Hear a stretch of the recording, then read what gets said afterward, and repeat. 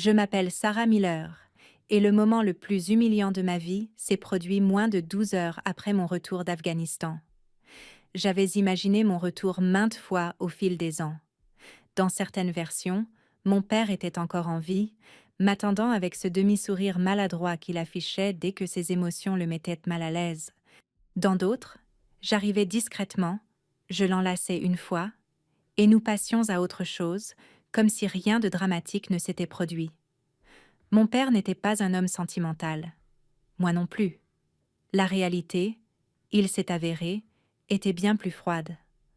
Le bus Greyhound a sifflé en s'éloignant, me laissant seule sous un lampadaire vacillant, quelque part dans la banlieue de Pennsylvanie.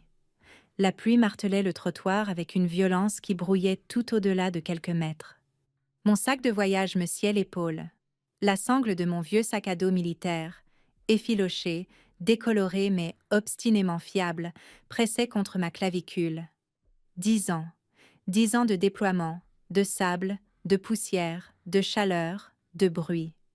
10 ans à apprendre à fonctionner dans des endroits où rien n'était stable, sauf la discipline. Et maintenant, j'étais de retour, debout sous le genre de tempête que les civils regardent habituellement à travers leurs fenêtres, un verre de vin à la main. J'ai vérifié mon téléphone.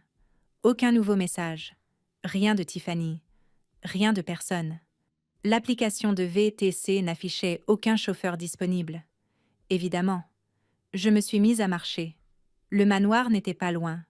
Je connaissais la route par cœur. Même si le quartier était devenu plus riche, plus éclatant, plus poli, de nouveaux aménagements paysagers, de nouveaux portails, de nouvelles voitures dormant sous des abris impeccables comme des animaux obéissants. Au moment où j'ai atteint l'allée courbée, ma veste était trempée. La lumière s'échappait des fenêtres de la maison en rectangles dorés et chaleureux. De la musique flottait à travers la pluie, des rires feutrés, coûteux, travaillés, des bruits de verrerie, des voix élevées juste assez pour signaler un certain statut, mais pas assez pour paraître vulgaire. Une fête. Je suis restée là 1 seconde de plus que nécessaire. Puis j'ai marché jusqu'à la porte et j'ai sonné. Des pas. La porte s'est ouverte. Tiffany m'a fixée. Pendant un demi-battement de cœur, son expression s'est fissurée. Surprise, reconnaissance, quelque chose de presque humain. Puis le masque s'est remis en place. Oh mon Dieu! Pas de soulagement, pas de chaleur, juste de l'agacement enveloppé d'incrédulité. Derrière elle, le salon brillait comme une double page de magazine. Éclairage tamisé, mobilier de designer, invités vêtus de silhouettes ajustées et d'une richesse sans effort. Quelqu'un tenait une flûte de champagne. Quelqu'un d'autre s'appuyait contre le comptoir en marbre, riant trop fort de quelque chose d'insignifiant. J'ai avalé le goût de la pluie. « Salut, Tiff !» Elle m'a dévisagé lentement, de haut en bas. Veste mouillée, bottes usées par le voyage, sac à dos, sac de voyage. Un fantôme d'une autre vie. « Tu ne m'as pas dit que tu venais ce soir ?» Je ne savais pas qu'il me fallait un rendez-vous. Sa mâchoire s'est contractée. « Tu as l'air… » Elle a fait un geste vague. Exactement de quelqu'un qui descend du bus. C'était le cas. Un couple près de la cheminée s'est tourné vers nous. Tiffany a légèrement décalé son corps, bloquant leur vue comme par réflexe. Ce n'est vraiment pas le bon moment. Je viens de rentrer. Je viens directement de Dule et j'ai besoin d'un endroit où loger. Silence. Le tonnerre a éclaté au-dessus de nous, faisant vibrer les vitres. Tiffany a expiré brusquement par le nez, puis est sortie, refermant la porte à moitié derrière elle. La pluie cinglait le porche. « Tu as un sens du timing incroyable. Je ne savais pas que tu recevais. » « Je ne reçois pas, Sarah. Je fais du réseautage. » « C'est ça. » Elle a croisé les bras. « Tu aurais pu aller à l'hôtel. » « Je n'ai pas l'argent pour l'hôtel. » Elle a cligné des yeux. « Tu es sérieuse ? » « Je viens d'être libérée. Je n'ai même pas encore vu les papiers. » Ses lèvres se sont retroussées.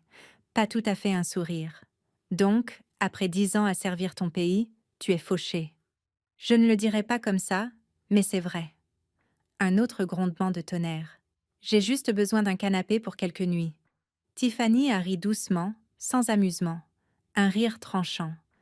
Tu débarques de nulle part en dégoulinant sur tout mon porche pendant l'une des soirées les plus importantes de mon année.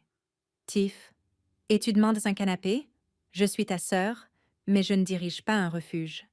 Les mots sont tombés sans drame. Plats, nets, chirurgicaux. Je l'ai fixée. Elle s'est rapprochée, baissant la voix. Tu ne peux pas simplement revenir dans ma vie quand ça t'arrange. Je ne suis pas partie par commodité. Tu es partie. Point final. Je me suis engagée. C'est la même chose. Un éclair a traversé le lac derrière la maison, transformant l'eau en une nappe d'argent violente. Je suis rentrée quand papa est mort. Tu es arrivé tard.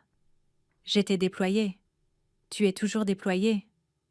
Cela a fait plus de mal que prévu. J'ai raté les funérailles parce que j'essayais de ne pas me faire tuer. Et moi, je planifiais tout toute seule. Elle s'est redressée. As-tu la moindre idée de la difficulté de porter cette famille pendant que tu jouais aux soldats? Je ne jouais pas. Si ça peut t'aider à dormir la nuit. La musique a légèrement augmenté à l'intérieur. Quelqu'un a appelé le nom de Tiffany. Elle a jeté un regard en arrière, l'irritation pointant. Je ne peux pas faire ça maintenant. J'ai juste besoin d'un endroit pour dormir. Ses yeux se sont durcis. Tu veux savoir ce que je vois quand je te regarde? Je n'ai pas répondu. Un exemple à ne pas suivre, Tiffany. Une femme qui a gâché une décennie à courir après des médailles dont tout le monde se fiche. Je n'ai pas couru après des médailles. Tu as cherché un sens dans un désert. Un autre éclair. La pluie ruisselait du toit. Et maintenant tu te tiens là, dit-elle doucement, avec rien. J'ai senti ma prise se serrer sur mon sac. Elle l'a regardé, puis m'a regardé, et elle a lâché le mot. Minable. Le mot était presque doux, presque las. Mais il a tranché plus profondément que n'importe quelle insulte hurlée. Avant que je puisse réagir, elle a attrapé mon sac sur mon épaule. « Tiff !» Elle l'a projeté hors du porche. Il a heurté la pelouse détrempée avec un bruit sourd et sinistre. Des exclamations ont retenti à l'intérieur. La porte s'est ouverte davantage. Maintenant, tout le monde pouvait voir la sœur soldat trempée, la sœur cadette, élégante, le spectacle. « Je ne fais pas ça devant mes invités », a lâché Tiffany.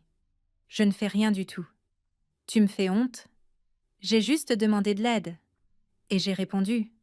Elle a pioché dans un dossier posé sur la table d'entrée, en a sorti un document et me l'a tendu brutalement. « Tiens, puisque tu n'as visiblement pas vérifié ton courrier. » La pluie brouillait l'encre. J'ai essuyé la page avec ma manche. Dernière volonté et testament de Daniel Miller. Mon père. Mon estomac s'est noué. C'est le résumé officiel, a dit Tiffany. Déposé, exécuté, terminé. J'ai parcouru. Propriété numéro 1, résidence au bord du lac à Tiffany Miller. Propriété numéro 2, station-service Miller's Fuel à Sarah Miller. Ce n'est pas. C'est exactement ce que c'est. Il n'aurait pas fait ça. Il l'a fait. Je dois parler à l'avocat. Tu peux l'appeler demain. J'aurais dû être là quand papa a pris ses décisions. Elle a incliné la tête. C'est drôle comme ça marche. J'ai levé les yeux. Tiff. Elle a reculé à l'intérieur. Puis, elle a dit assez fort pour que tout le monde entende. Je suis désolée, mais tu ne peux pas rester ici. Et elle a fermé la porte. À clé. Je suis restée là, dans la tempête, fixant mon propre reflet dans le bois poli. Derrière la vitre, les conversations ont repris. Plus calme maintenant, curieuse, détachée. J'ai ramassé mon sac à dos, j'ai descendu l'allée. Je ne me suis pas retournée, parce que les soldats apprennent une chose très tôt. La dignité, c'est parfois juste la décision de continuer à avancer. J'ai atteint la station Miller's Fuel juste après minuit. L'enseigne était rouillée, les lumières éteintes depuis longtemps. La pluie gouttait à travers une fissure dans l'auvent. À l'intérieur, l'air sentait le métal froid, la vieille huile et l'abandon. Mon héritage, le dernier message de mon père. J'ai posé mon sac, je suis restée dans le noir, écoutant la tempête, ne sachant pas encore que sous mes pieds, tout était sur le point de changer. La tempête ne s'est pas calmée, Elle s'est installée. Le vent pressait contre la vieille structure, comme une chose vivante, faisant cliqueter le métal desserré et sifflant à travers les joints qui n'avaient pas été entretenus depuis des années. Miller's Fuel avait l'air pire de l'intérieur que depuis la route. Des taches d'eau rayaient le plafond. Le carrelage derrière le comptoir s'était fissuré en motif de toile d'araignée. La poussière s'accrochait à chaque surface plane, assez épaisse pour enregistrer l'histoire de la négligence. J'ai verrouillé la porte par habitude. Pas par peur, juste par réflexe. Le faisceau de ma lampe de poche a glissé sur des étagères remplies de reliques. Des bouteilles d'huile moteur périmées, des cartes jaunies, un présentoir d'essuie-glace délavé qu'aucune voiture moderne n'accepterait. La caisse enregistreuse était ouverte, vide comme une bouche interrompue au milieu d'une phrase. J'ai déposé mon sac à dos près du comptoir. Pendant un instant, l'épuisement m'a frappé d'un coup. Le genre d'épuisement qui arrive quand l'adrénaline retombe. Je me suis appuyée contre le mur et j'ai fermé les yeux. L'Afghanistan m'avait appris à dormir n'importe où. Elle ne m'avait pas appris comment rentrer à la maison. Le bureau à l'arrière était à peine intact. Un bureau en métal, un classeur, une chaise à laquelle il manquait une roue. La vitre avait une fissure diagonale, scellée il y a longtemps avec du ruban adhésif décoloré. J'ai enlevé ma veste trempée et j'ai essoré les manches. Pas d'électricité, pas de chauffage, mais l'air ici était calme. J'ai ouvert mon sac à dos et j'ai fait l'inventaire. Tout ce que je possédais tenait désormais dans 2 sacs. Vêtements, documents, quelques objets personnels que j'avais transportés à travers les continents parce que les jeter m'aurait donné l'impression d'effacer la preuve que j'avais existé avant l'armée. J'ai trouvé un sweatshirt sec et je me suis changée rapidement. Mes mouvements étaient automatiques, efficaces, presque détachés. Parce que si je m'autorisais à penser à Tiffany, à mon père, au mot « minable », je n'étais pas sûre de ce qui remonterait à la surface. La salle de stockage était plus grande que ce à quoi je m'attendais. Sol en béton, étagères rouillées, caisses empilées, fut couvert de poussière étiquetée il y a des décennies avec une écriture qui n'appartenait plus à personne de vivant. L'odeur était lourde, huile, caoutchouc, vieux produits chimiques, air vicié enfermé depuis trop longtemps. J'ai déplacé une caisse, puis une autre, cherchant quelque chose d'utile. Des couvertures, des bâches, quelque chose d'assez souple pour s'allonger dessus. C'est là que j'ai remarqué le sol. Une section rectangulaire près du mur du fond semblait anormale. Pas de manière évidente, mais différente. Plus propre sur les bords. La poussière avait été dérangée une fois, il y a longtemps, puis s'était déposée à nouveau. Je me suis accroupie, j'ai passé mes doigts le long de la jointure. Du bois, pas du béton. Une trappe. Mon pouls s'est accéléré. Je me suis assise sur mes talons, je les fixés, car rien dans cet endroit ne suggérait des compartiments cachés ou des révélations dramatiques. Ce n'était pas un film d'espionnage. C'était une station-service en faillite dans la Pennsylvanie rurale, abandonnée par le progrès et la mémoire. Pourtant, mon père avait été un homme méticuleux, calme, observateur. Il réparait des choses que personne d'autre ne remarquait même comme étant cassées. Lentement, j'ai écarté les fûts d'huile. Ils étaient plus légers qu'ils n'en avaient l'air. Vides. La trappe avait une poignée encastrée presque invisible sous la crasse. Je l'ai essuyée avec ma manche, j'ai hésité, puis j'ai tiré. Les charnières ont gémi doucement, pas fort, mais assez pour résonner dans l'obscurité creuse. Une bouffée d'air plus frais et plus sec est montée d'en bas. Le faisceau de ma lampe a plongé dans l'ouverture. Des escaliers étroits menant vers le bas. Mon souffle s'est coupé une demi-seconde. Réflexe militaire. Balayer, écouter, sentir. Pas de danger immédiat, pas de fuite de gaz, pas de mouvement. Je suis descendue lentement. Le sous-sol n'était pas un sous-sol. C'était un sanctuaire d'intention. Sec, scellé, préservé. Des étagères métalliques bordaient les murs, organisées avec une précision qui m'a serré la gorge instantanément.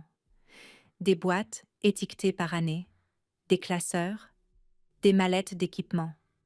Un petit déshumidificateur trônait silencieux dans un coin, arrêté depuis longtemps, mais preuve que quelqu'un avait autrefois pris grand soin de maintenir cet espace.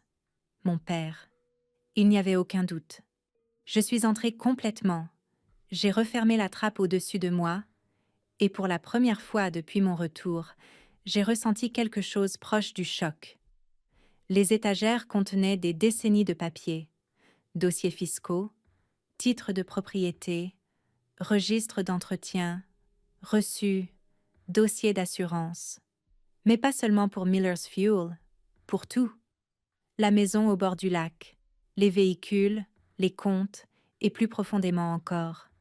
Manuels techniques, schémas d'ingénierie, plans de communication. J'ai ouvert un classeur. L'écriture de mon père m'a sauté aux yeux.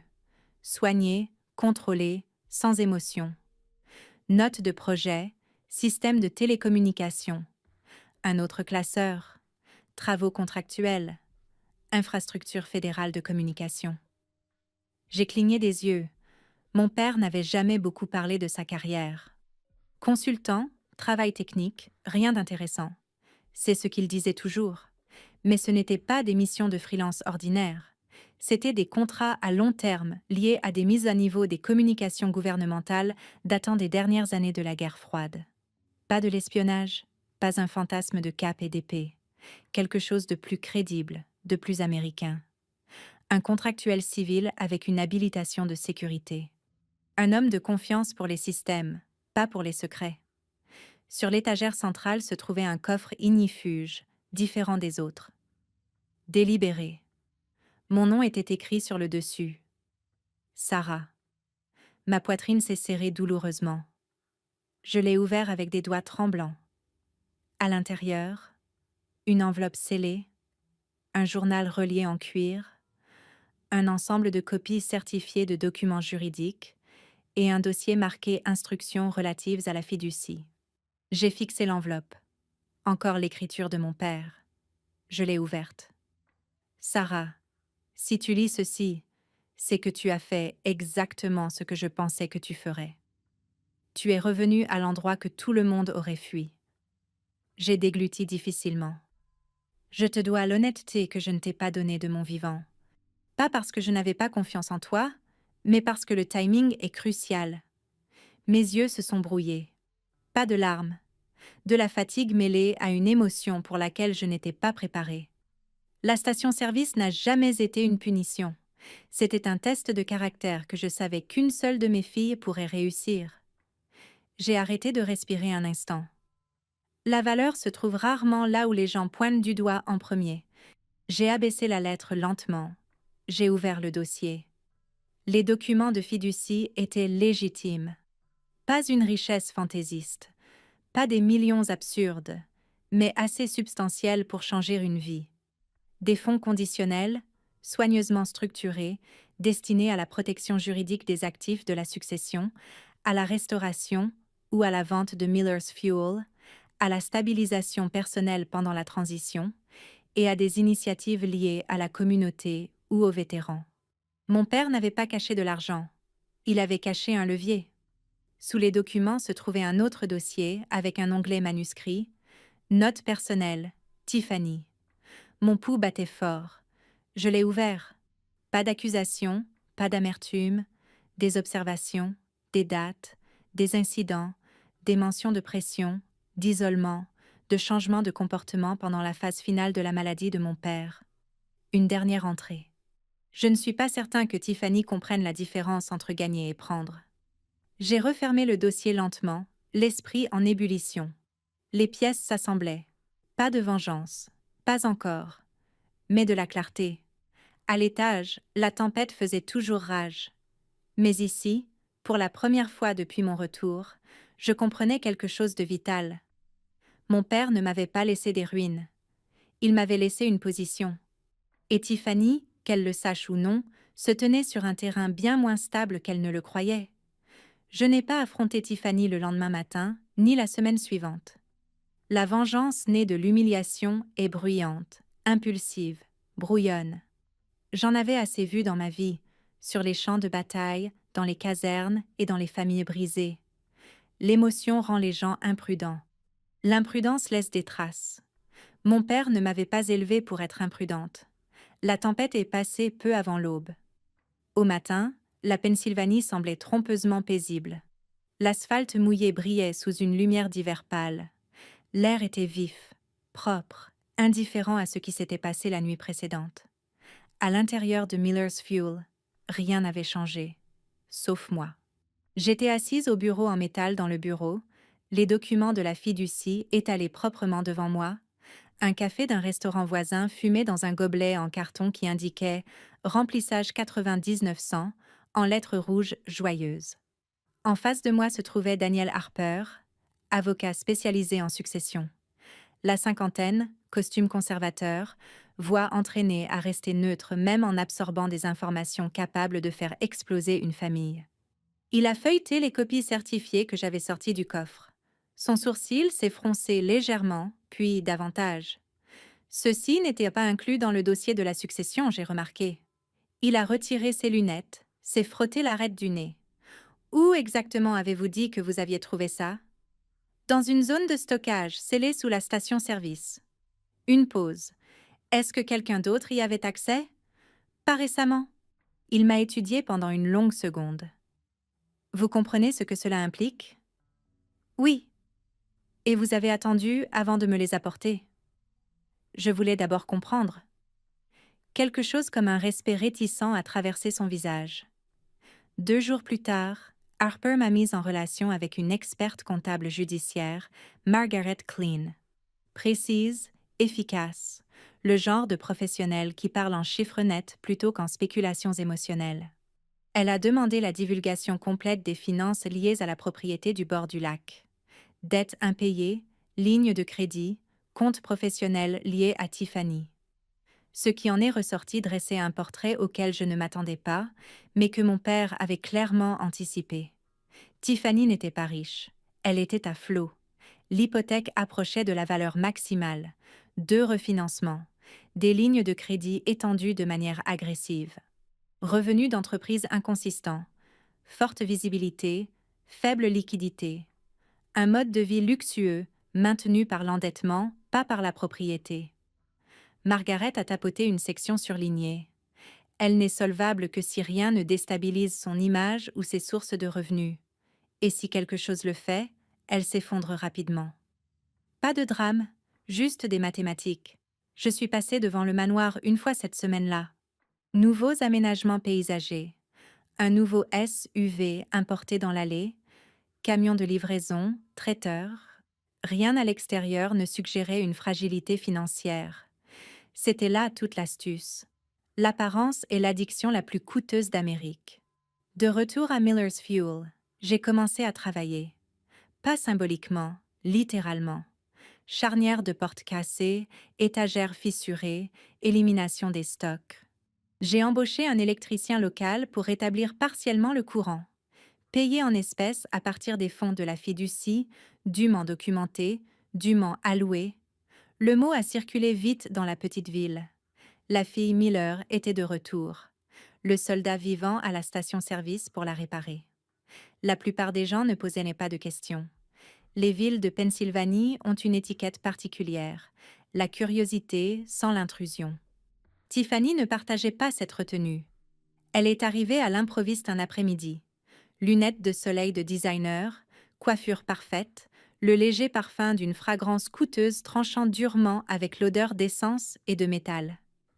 Elle est sortie de son SUV, a regardé le bâtiment, puis m'a regardé. J'étais là, en jean taché de graisse, clé à la main. Son sourire était lent et létal. « Eh bien, c'est tragique ?» Je n'ai pas répondu. Elle s'est approchée, ses talons claquant sur le béton. « Je veux dire, je supposais que tu serais parti d'ici là. Je suis occupée. » « À quoi ? À reconstruire le XXe siècle ?» J'ai serré un boulon en silence.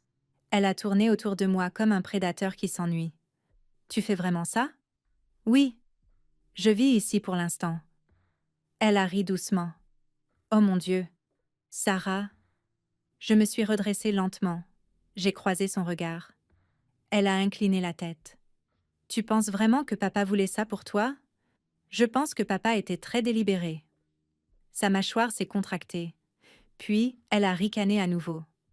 Si ça peut t'aider à tenir le coup, elle a désigné les environs. Cet endroit est un fossile. Tu aurais pu me demander de l'argent. Je t'ai demandé quelque chose. Son expression s'est durcie instantanément. Ne commence pas. Tu m'as traité de minable. Si le chapeau te va. Silence. Le vent a fait claquer le bord desserré de l'enseigne au-dessus de nous. Tu sais quel est ton problème? A dit Tiffany. J'ai attendu. Tu confonds l'endurance avec le succès et tu confonds la visibilité avec la stabilité. Son sourire a disparu. Juste une seconde, puis est revenu plus tranchant, toujours amer. Bien. C'est au moins humain.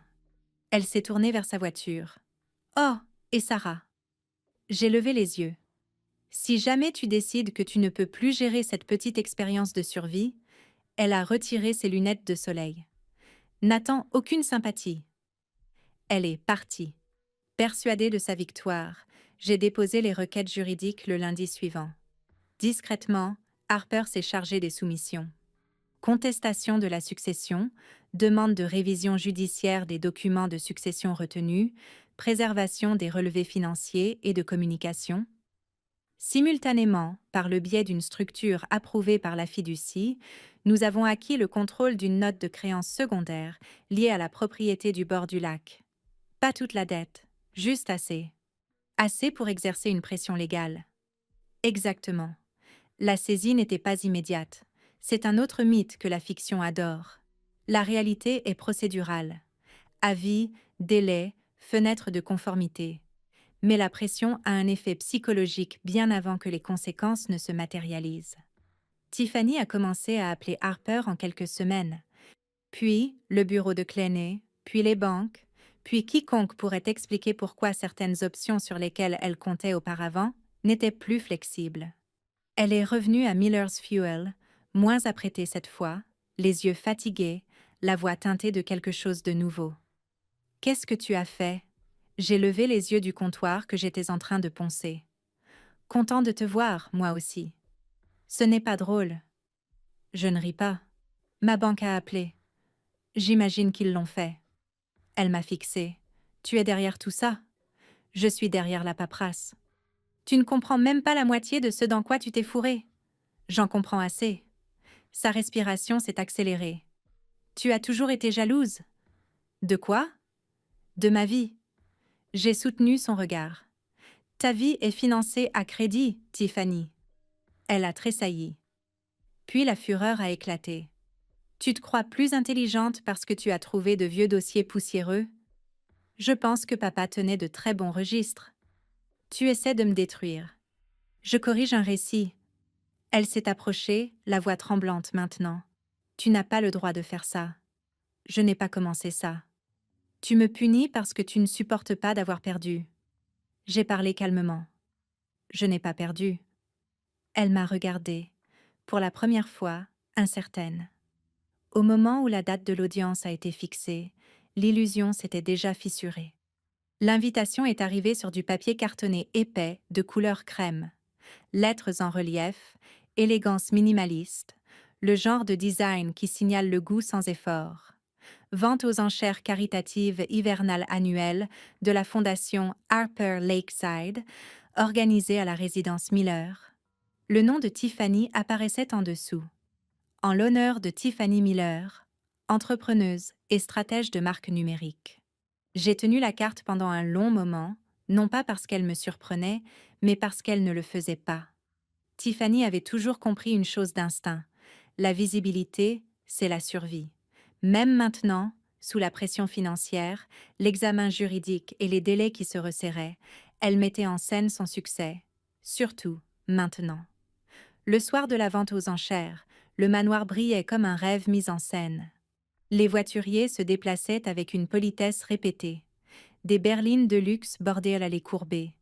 Du jazz suave flottait dans l'air chauffé qui s'échappait de l'entrée chaque fois que la porte s'ouvrait. Je suis sortie de la voiture. Tailleur noir ajusté. Simple, précis, sans théâtralisme. Mais j'ai senti le changement immédiatement. Les regards s'attardaient. pas de la reconnaissance, de l'évaluation. Parce que la prestance est un langage, et la mienne ne se traduisait plus par « la sœur jetée sous la tempête ». À l'intérieur, l'atmosphère scintillait de générosité organisée, verrerie en cristal, éclairage doré tamisé, table exposant les lots de la vente, séjours de week-end, œuvres d'art, expériences culinaires privées. Au centre de tout cela, Tiffany, radieuse, contrôlée, portant sa confiance comme une armure. Elle se tenait près du grand escalier, riant légèrement avec un groupe de donateurs et de personnalités locales. Chaque geste était poli, chaque sourire calibré. Pendant une brève seconde, j'ai revu la version d'elle qui me tressait autrefois les cheveux avant l'école. Puis, elle m'a remarqué. Son expression s'est figée juste un instant, puis s'est recalibrée. Un sourire lent, serré. Elle s'est excusée auprès du groupe et a marché vers moi, ses talons silencieux contre le marbre. « Eh bien » dit-elle doucement. « C'est inattendu. »« Bonsoir, Tiffany. » Elle a scanné mon costume, ma posture, mon calme.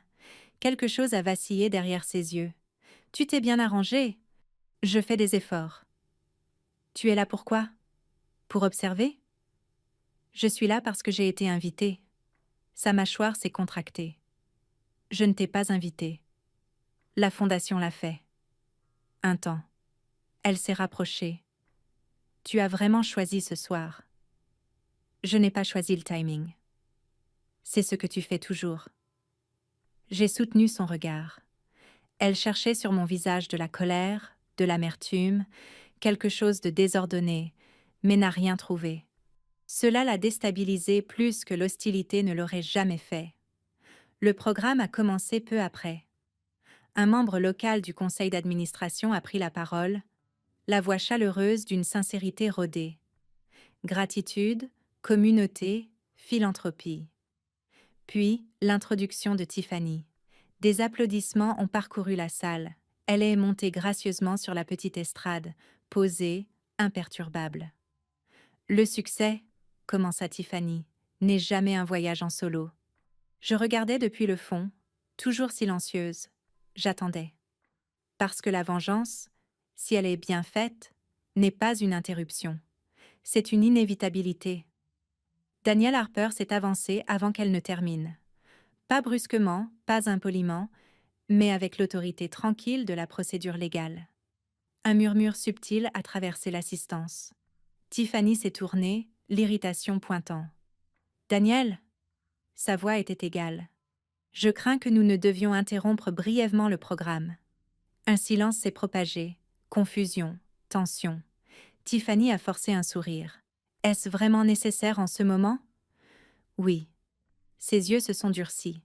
C'est un événement caritatif. Et c'est une question juridique concernant les actifs de la succession et les instruments financiers liés directement à cette propriété. L'atmosphère a changé.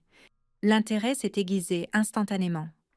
Deux individus sont entrés derrière Harper, un représentant de la banque et un officier de justice. Pas de drame, pas de cris, juste de la documentation. Harper s'est adressé calmement à l'assistance.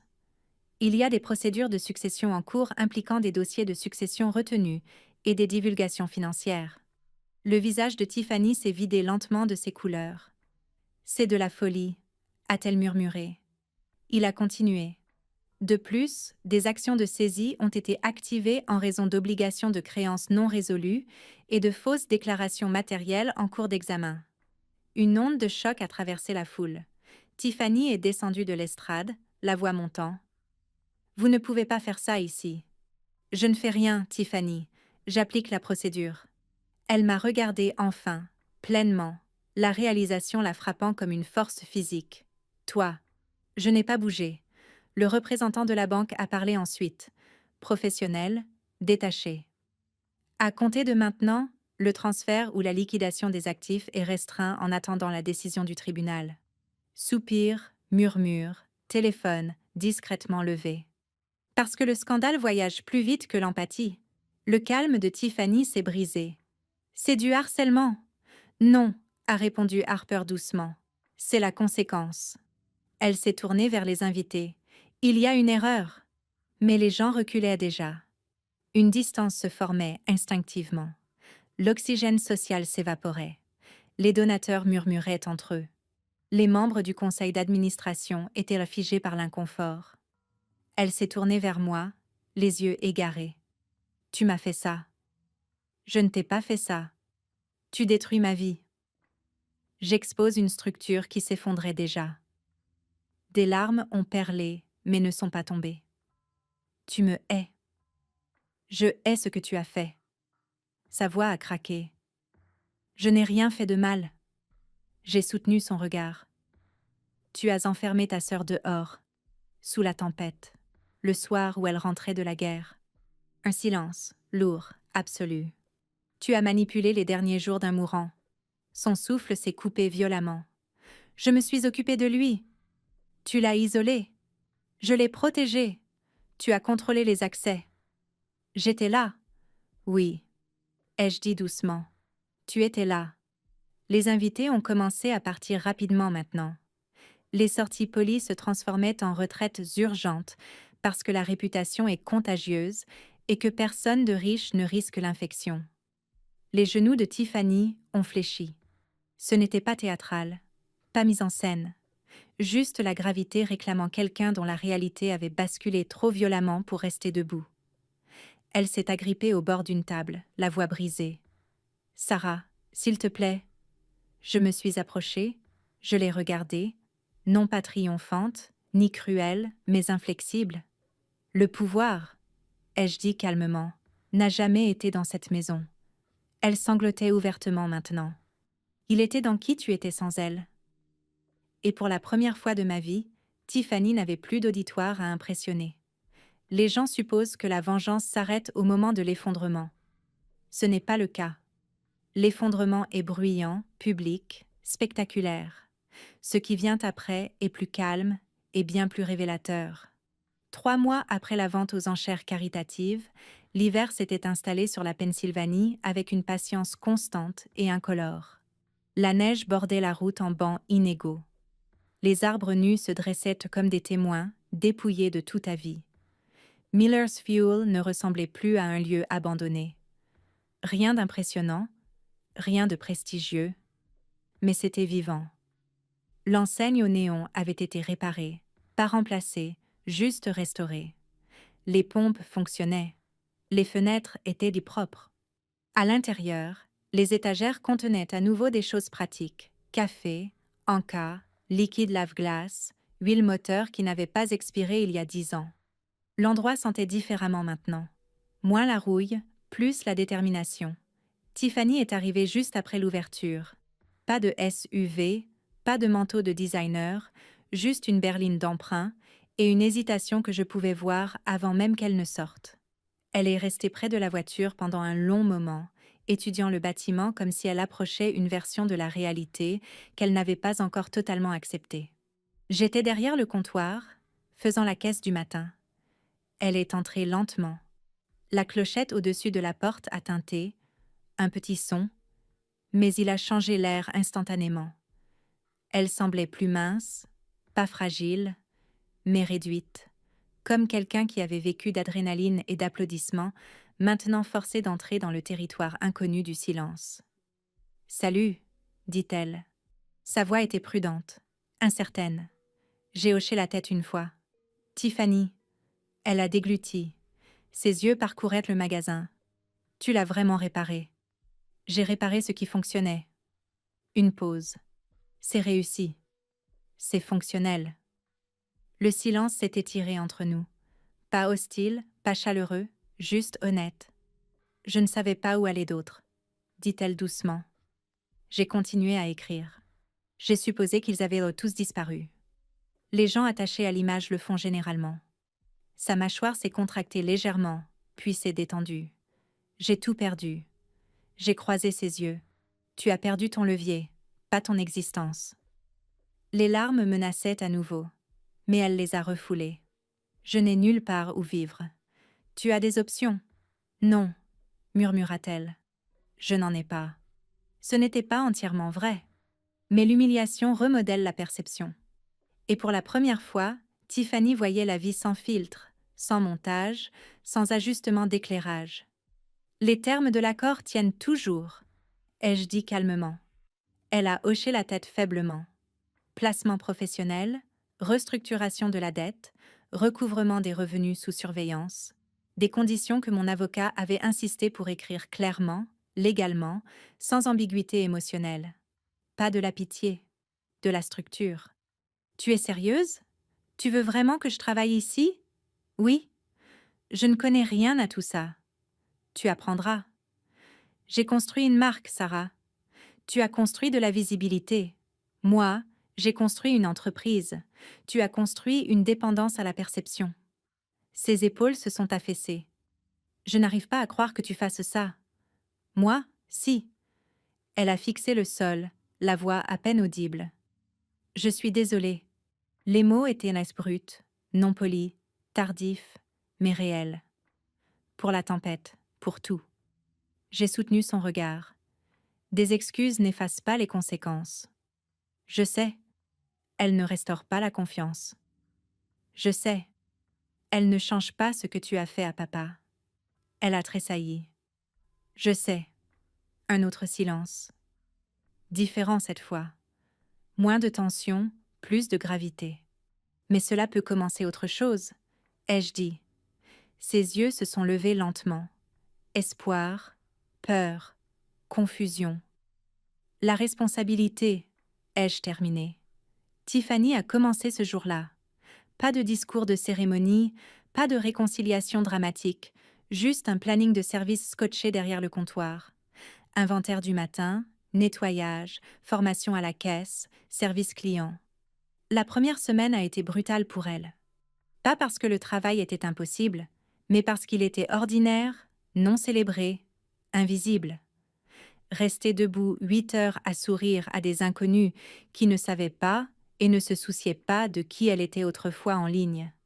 Apprendre la différence entre les abonnés et les clients, entre l'engagement et la confiance. Elle s'est plainte moins que ce que je pensais.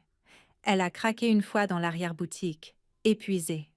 Elle a pleuré doucement là où elle pensait que je ne l'entendais pas. Je l'ai entendue. Je n'ai fait aucun commentaire.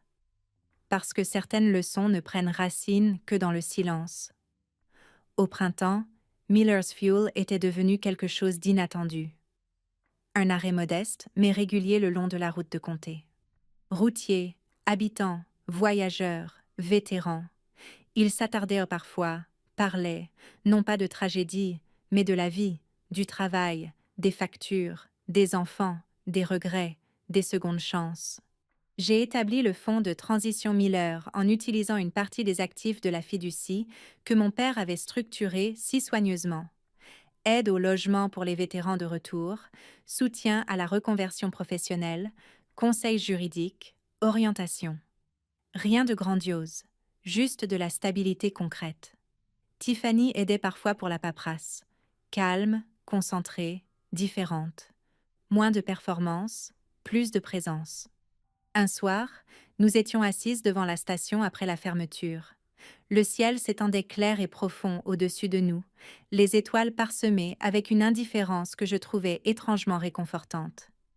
Tiffany a rompu le silence la première. Je pensais que gagner signifiait être enviée. Je n'ai pas répondu. Elle a continué.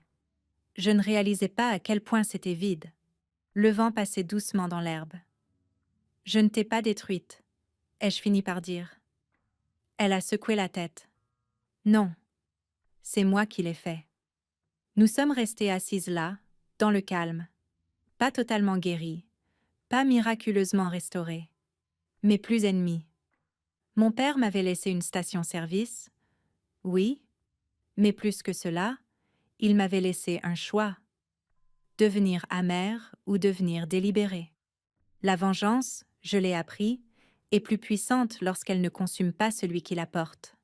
La justice est plus froide, plus propre et, étrangement, plus clémente. Si cette histoire vous a touché, ébranlé ou rappelé quelque chose de non résolu dans votre propre vie, prenez un moment pour réfléchir et partager. Et si vous souhaitez entendre d'autres récits sur la résilience, la vérité et ces formes silencieuses de force dont on parle rarement, abonnez-vous. Parce que parfois, les batailles les plus importantes se livrent après la fin de la tempête.